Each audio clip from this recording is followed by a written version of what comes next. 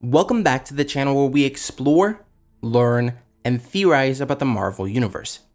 Today I'll be talking about when She-Hulk or Moon Knight will release, a cutscene from Spider-Man Homecoming, and Hawkeye Episode 3. Now let's get started.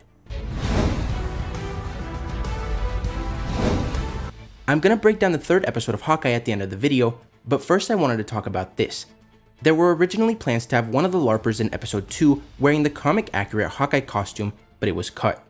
And while there's almost 0% chance that we see Clint wearing his comic-accurate costume in the show, and I think this was a missed opportunity that could have been a really cool Easter egg, the suit kinda did appear in Episode 3, although it was just a drawing created by Kate Bishop.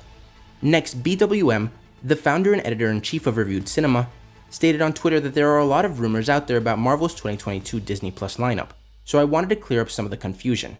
Moon Knight is farther along in the post-production process than She-Hulk, but I'm not sure it'll release first. If it does come out before She-Hulk, I think it'll be in mid-February 2022. And we might actually know what date the next show could come out, as the Book of Boba Fett finishes on February 16th, so the earliest we could see the next Marvel Disney Plus show is on Wednesday, February 23rd. Moving on, Jonathan Goldstein, one of the writers for Spider-Man Homecoming, revealed that they had originally planned to have a scene where Aunt May took Peter to Uncle Ben's closet and picked out one of Ben's suits for Peter to wear to Homecoming. The scene was ultimately cut because they didn't want Ben to just be a reference and probably have bigger plans for him in the future. And lastly, the third episode for Hawkeye just came out, so if you haven't watched it yet, then click off the video now, as there will be spoilers. The third episode starts with Echo's backstory. We see how she dealt with being deaf as a young girl in school, and how her father couldn't afford to pay for an all-deaf school even though he promised her.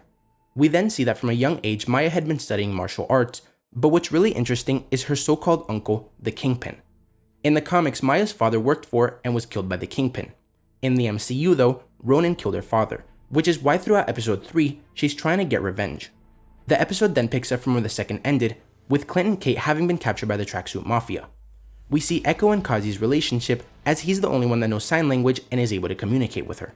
Hawkeye is eventually able to escape with Kate Bishop, but the Tracksuit Mafia chase them down, and we get to see some of Hawkeye's trick arrows, like acid arrows, a putty arrow, and a growing arrow courtesy of Ant-Man, who was funnily enough shown in Rogers the Musical back in episode 1, even though he canonically wasn't in the Battle of New York.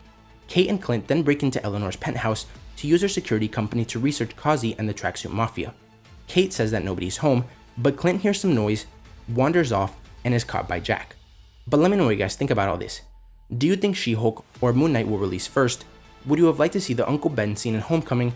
And did you enjoy Hawkeye Episode 3? If you enjoyed the video, don't forget to like, comment, subscribe, and turn on post notifications so you will never miss another video. Thanks for watching, and remember to wash your hands and stay safe.